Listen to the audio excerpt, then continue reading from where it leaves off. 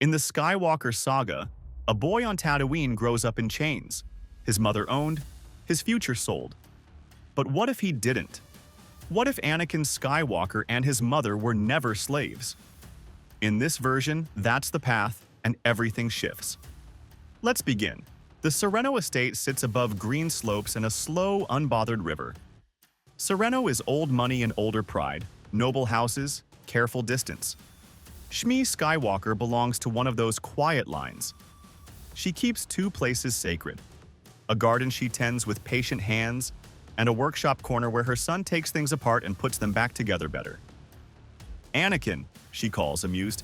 If the tutor finds another remote in pieces, "It wasn't broken," he says, solemn. "It was wrong." He is 5 when the Serenno Grand Royal Tournament gives the house a new rumor. Children fence with blunted blades in the morning and fly a polished course in the afternoon.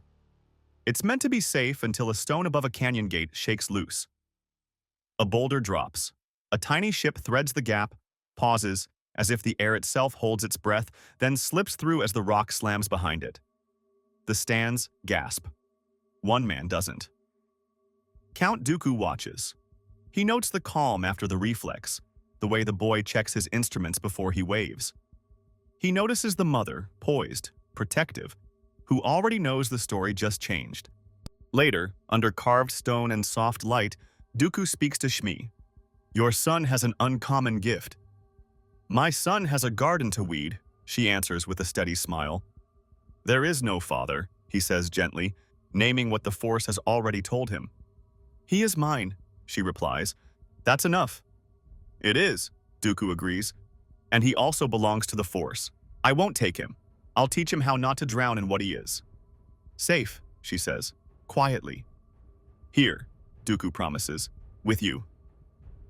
Lessons begin in the hours the house keeps for itself. Breathing first, because a fierce mind without air becomes a storm. Balance second, because power without footing breaks the floor. He brings a weighted practice blade. When Anakin turns 7, a training saber that hums like a secret. He doesn't soften the boy. He teaches precision. "Who am I if I'm not precise?" Anakin asks, impatient with the gap between his hands and his hopes. "A person who hasn't met himself yet," Dooku says. "Patience is how you make the introduction." Shmi watches from the shade. She agreed because the lessons stay in the garden and the teacher never tries to own what he teaches. The galaxy can say miracle. To her, he's still the child who thinks droids behave better if you speak kindly first. On Sereno, news travels in murmurs over dinner. Mace Windu attends one such evening, the Council's quiet check-in on a world Dooku left behind. Dooku hosts with polished restraint. Anakin carries plates like a page and reads the room like the weather. Mace feels it before he admits it. Gravity, not danger. Power that knows where the hinge is. He tests without cruelty. A bantha statue tilts. Shmi passes beneath at the wrong second. Anakin lifts a hand. Stone freezes a breath above her, slides aside, settles. Guests exhale. Mace doesn't clap. "Overt," Dooku says later. "Effective," Mace answers. "And you know what follows." Shmi knows too. She kept Anakin away from the Order because institutions love gentle speeches. But the Force keeps its own calendar, and families rarely get to write it. Life turns anyway. Shmi marries Cliegg Lars, a kind, practical trader whose roots reach the rim and back. The estate becomes a memory and a few trunks. Their new home stands under 2 suns. Tatooine means dust, deals, parts, and promises. Shmi opens a shop. Anakin builds a protocol droid from catalog pieces because the town speaks 10 languages, and he never wants anyone talking past his mother. He's 9 when a damaged royal ship limps into Mos Espa, with a queen traveling under another name, a Jedi Master, and a Padawan who misses nothing. On paper, they're a handmaiden and 2 guards buying parts. In truth, the day is a hinge. Anakin looks up from the bench and sees a girl with steady eyes. He sees a bearded man who walks like he's fought and forgot to bring his anger. He sees a quiet Padawan who notices everything. "Is the droid for sale?" the girl asks, smiling. "No," Anakin says, smiling back. "He's family." Qui-Gon Jinn feels it as he steps into the shade. Not threat, wait. He's followed the Force long enough to trust the tug that says, "Here." "You built him?" he asks. "Yes, sir." "Who taught you?" "I fixed things until they worked," Anakin says, then adds, "Count Dooku helped, on Sereno." Over dinner, Truth sits with the bread. Qui-Gon asks for a blood sample. Shmi nods. She knows what this is, and love sometimes means walking toward the storm with your chin up. The reader hums. Numbers become fate. "Higher than Master Yoda," Qui-Gon tells Obi-Wan in the quiet. He doesn't say chosen one. He doesn't need to. Morning comes. Mos Espa wakes like always. A stranger offers a path that doesn't. "Let him come to Coruscant," Qui-Gon says. "Let the council see." Anakin brightens, then hesitates. "Do I have to leave forever?" Shmi studies the cracked threshold, then lifts her chin. "Not forever," Qui-Gon decides aloud. "We'll make room. The council doesn't need to count every hour of our lives." "Is that allowed?" Shmi asks. "It isn't forbidden," he replies, which is different and exactly his kind of line. "If I can still see my mom," Anakin says, "I'll go." They leave without a duel on the flats. No horned assassin, no sprint under a lowering ramp. Just a quiet hug in a doorway, and a promise the boy intends to keep. Coruscant spreads like light. In the council chamber, calm faces test and listen. Mace hides his judgment under procedure. Yoda studies the boy the way a tide studies a pier. "How feel you?" Yoda asks. "Like I drank too much air," Anakin says. "Fear to lose, do you?" "Everyone fears that," he answers. "But I'm not losing. I'm choosing." Dooku speaks without apology for teaching the boy quietly, and without regret for bringing him now. Meanwhile, with Qui-Gon returning to fetch Anakin, the council pairs Obi-Wan with Master Anakin Skywalker to guard Senator Amidala on Naboo. A belt-and-suspenders answer to a threat they can't yet name. They accept Anakin, Qui-Gon publicly, Dooku in practice. It reads like wisdom because it is. Obi-Wan is knighted, the first scar on a career that will keep teaching patience to a man who thought he had it. The three become a strange family, a master who trusts instinct, a master who trusts form, and a boy learning to trust himself between them. On Naboo, the mask finally steps from shadow. Darth Maul kills Anakin Skywalker in the Theed power complex. Obi-Wan fights alone and bisects Maul above the reactor shaft. The Sith are back, one dead, one unseen. Sidious turns to Sifo Dyas, already dabbling in dangerous foresight, to fill the empty place at his side. Years follow. Missions, mistakes, and careful growth that doesn't tip into arrogance. Anakin learns to widen his senses until a room shows him its exits. He holds a shuttle steady while a pilot bleeds. He heals small wounds so they leave no memory. He learns that discipline isn't obedience, it's attention. He meets Padme Amidala, again not as a boy at a counter, but as a guardian. Threats find her because she tells unwelcome truths. The council sends protection. Anakin and Obi-Wan arrive together. "You kept the droid," he says, nodding at the protocol unit. "He's better at politics than most senators," she says. Dooku notices where Anakin's attention lingers. He doesn't forbid, he warns. "If you choose love," he says in a dim training room, "choose discipline with it. Emotions don't vanish because you declare them gone. Learn their shape, or they'll learn you." Master Windu would disagree, Anakin says. "Master Windu guards the order," Dooku replies. "I am guarding you." War arrives like a storm you always knew was building.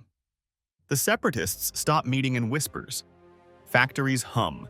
Deals harden into armies. Dooku, in this timeline, stands beside the council table scowling at reports and arranging logistics with a cold competence people notice last. The darkest orders bear Sifo Dyas's name, once a friend, now a ghost, the hand that placed Kamino's commission years earlier, nudged by Sidious, driven by apocalyptic visions, never cut down by the Pikes in this branch, and alive to haunt what he helped create. "How?" Obi-Wan asks. "Disillusionment is patient," Dooku says, "and the dark loves to call itself relief." Geonosis turns rumor into battle. On the factory world, the air tastes like dust and oil. One bounty hunter dies to keep a secret, another vanishes into traffic. Obi-Wan tracks a trail to Kamino and watches soldiers grow in glass. His message cuts out halfway, but it's enough. The council moves. The clones march. The Jedi put on armor they never planned to own. Anakin learns war's rhythm and refuses to learn its cruelty. The 501st follows him into impossible rooms and walks out more often than odds allow. On Umbara, he smells a friendly fire trap and tears it apart with a freight lift used like a shield. On Felucia, he breaks a line with a trick that looks like luck and was 3 layers of planning behind a grin. On Ryloth, he doesn't argue with Mace because there isn't time to be right. Rex says the hero with no fear is just a man who remembers to breathe when everyone else forgets. Anakin laughs and breathes. One night, Tatooine is back in his mouth, sand and iron. He knows without knowing his mother is in danger. The council doesn't forbid a visit. Qui-Gon doesn't either. He goes with him because fathers in all but name do that. At the homestead, Cliegg's face is tight. Raiders, we searched. No camp. A speeder howls across the flats. Rage waits like an old habit in a man who never learned it. Anakin breathes and calls his first lesson back to his hands. Attend. He finds the hut by listening to fear the way he listens for power. Shmi is alive, bound, fading. He gathers her gently, closes his eyes, and calls the Force through steady hands. Wounds knit, not perfectly, but enough. Raiders converge with a shout that dies against a sudden shell of pressure. Bolts flatten on air and fall like rain that forgot what to be. The speeder carries them home. Shmi touches his cheek. "My brave boy," she whispers. He smiles like a child and a Jedi at once. Back on Coruscant, Dooku notes the split skin on Anakin's knuckles from a spar that went long. "You didn't kill for revenge," he says. "Good." "I wanted to," Anakin admits. "Say that," Dooku replies, "or it will say you." Months later, a transmission arrives that should never have reached Anakin. A hooded voice, "Come alone to Sereno, or your mother dies." The floor tilts. He goes to Dooku. "Say it out loud," the Count tells him. "They have my mother." "Then we go," Dooku says. "Together." They land at the old estate as a storm presses a gray palm to the hills. Inside, Sifo Dyas waits with a smile that doesn't reach his eyes. His blade is red. Words fail where betrayal thickens the air. They fight. Dooku's style is economy and edge. Short steps, clean lines, the shortest path between now and a better now. Anakin moves like a man who has practiced one emotion to mastery: focus. Sifo Dyas is inventive and angry, dangerous because he knows where they learn to stand. He loses his saber. He loses his wind to a kick with years behind it. He still has one use left. Bound and grimacing, he calls his master. "The Jedi are dead," he lies to the shadow. "Come finish it." Palpatine enters as Sidious, hood low, truth a formality. Lightning answers accusation. 2 sabers meet it. The room trembles like the building remembers every time the Force bent its bones. "You want control," Sidious tells Anakin, circling. "You want to save what you love? I can teach you." "I want balance," Anakin says. "I'm learning it." Pressure builds. Sparks spit, furniture skids. A painting tears itself in half. Something new catches in Anakin's palms, not cold blue fury, but a warm, deliberate current. Old texts call electric judgment, a stunning arc summoned without hate. Amber light jumps when he wills it, arrests rather than chars. Sidious stumbles. "Now," Dooku says, and the word lands like a hammer. 2 blades descend. A long war, held in one man, ends on polished stone. They pull back the hood. The Chancellor stares at the ceiling with eyes that don't see. Truth crushes and frees in the same breath. "Master, what do we do?" Anakin asks. "Tell the truth," Dooku says. "We're late to it. We can't be later." The Council listens. The Senate, unwillingly, follows. Mace orders a full audit of clone inhibitor chips. Kamino receives an emergency writ freezing production. Med droids remove the failsafes before any signal can be used. Across 1,000 hangars, soldiers told them they exist to obey, look up, and ask what else is possible. Not everything lands gently. A few governors who tasted chaos insist on keeping it. The Senate argues for 3 days without air.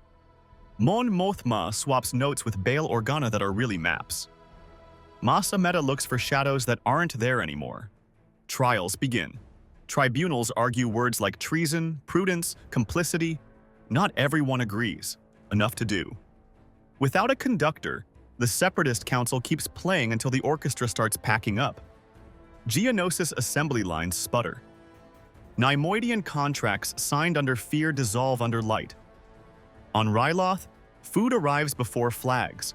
On Naboo, a handmaiden leaves flowers where silence used to be. Qui-Gon almost dies, and decides not to. A loyalist aide lunges with a small blade. Obi-Wan is a half-second late. The knife finds a gap. Qui-Gon folds, breath gone like a man finally sitting down after a long march. "No," Anakin says, and the word has shape.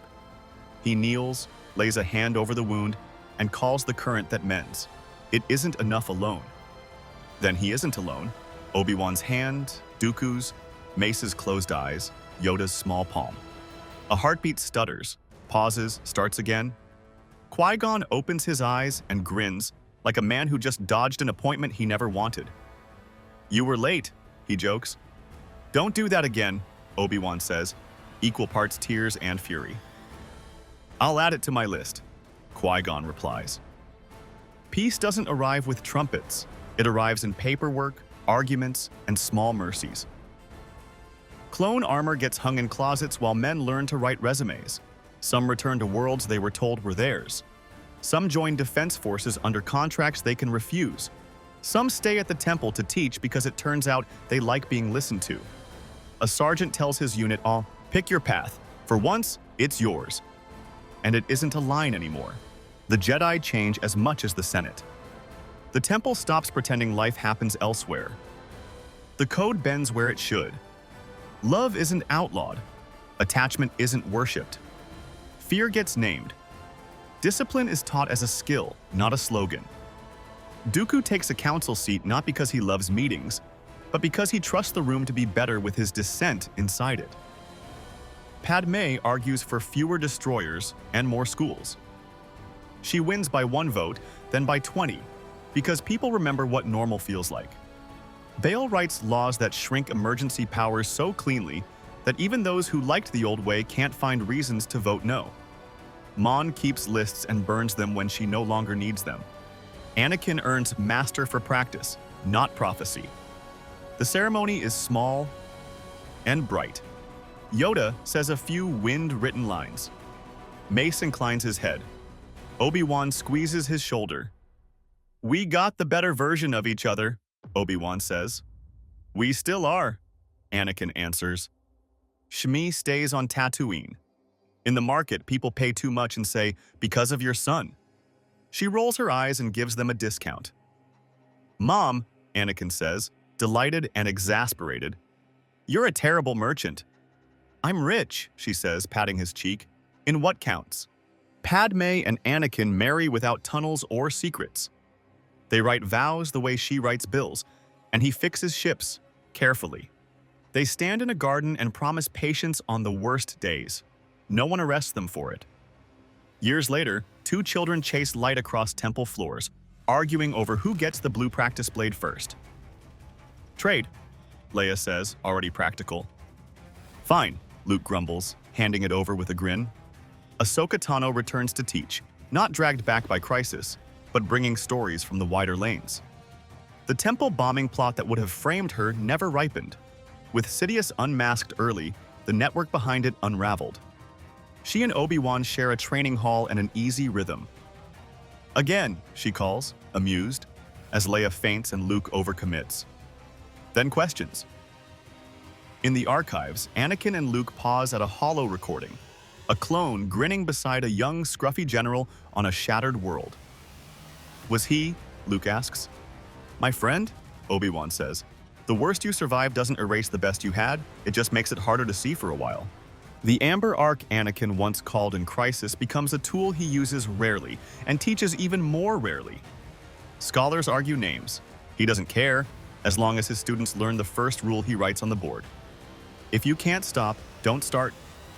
He teaches healing first, because power that breaks is easier than power that mends. Tarkin tries to build an empire that never quite existed here, recruiting officers who like straight lines more than people. It sputters when garrisons remember they answer to a senate, not a throne. It dies when a supply corps under Mon refuses to feed a machine without a mandate. He retires early and writes a book no one recommends. Mas Amedda testifies and learns the gallery wants its language back. He serves a sentence that isn't cruel and isn't short. Sifo Dyas dies in a hospital cell that smells like sanitizer and regret. Dooku sits by a window afterward and refuses to forgive the Sith for stealing his friend twice. On Kamino, Rain wears platforms smooth. Vats go dark. A crate with no return address falls apart under weather until it's only labels in memory. On Naboo, people who remember Queen and Senator and war go on with their lives. A tomb gets flowers without speeches.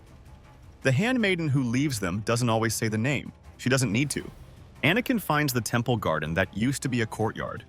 He sits and lets the city hum through him. Some nights, panic still presses his chest, not because of chains that never existed here, but because responsibility is heavy, even when it isn't lined with pain. He breathes. He attends. He remembers Qui-Gon's hand, Dooku's patience, Obi-Wan's dry humor, Shmi's eyes. It's enough. Miss the version of life with fewer meetings? Obi-Wan asks, setting down tea. I like some meetings, Anakin says. They end. Profound, Obi-Wan replies, smiling. Dooku steps slow in halls he once left because he could not bear their sound. He pauses in the council chamber, resting a hand on a chair that once felt like an insult and now feels like duty.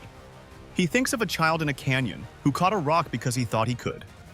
Master, Anakin says after one session, I would have been different without you. You would have been different, Dooku answers. Not lost. The Force isn't a tightrope, it's a field. We found a path that didn't hurt you to walk. I'm still learning that, Anakin admits. So am I, Dooku says and smiles. In the temple's southern garden, a simple plaque lists names without ranks.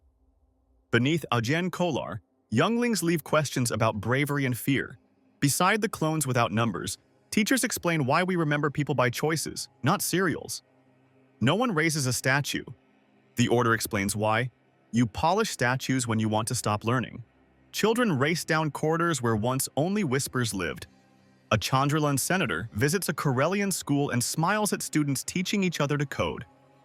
On Alderaan, a new guard discovers that protecting a piece you can see is better than guarding an order you only fear. Mace Windu corrects a Padawan's footwork against a clone who hasn't forgotten the rhythm of a fight, then votes to lighten Temple Guard rotations so more knights can teach villages to defend themselves. When someone asks if he's mellowing, he says, I am practicing, and no one laughs, because everyone knows exactly what he means. What if Anakin and his mother were never slaves? In this timeline, they weren't. Curiosity came before fear, and love never had to hide. Masters bent instead of breaking, friends talked instead of guessing, and a tyrant fell before a government could become a cage. After that, the galaxy learned to speak again. Not in shouts, in conversations, in votes, in lessons, in the quiet work of repair. If you enjoyed this alternate path, hit like, subscribe for more Star Wars stories, and may the Force be with you.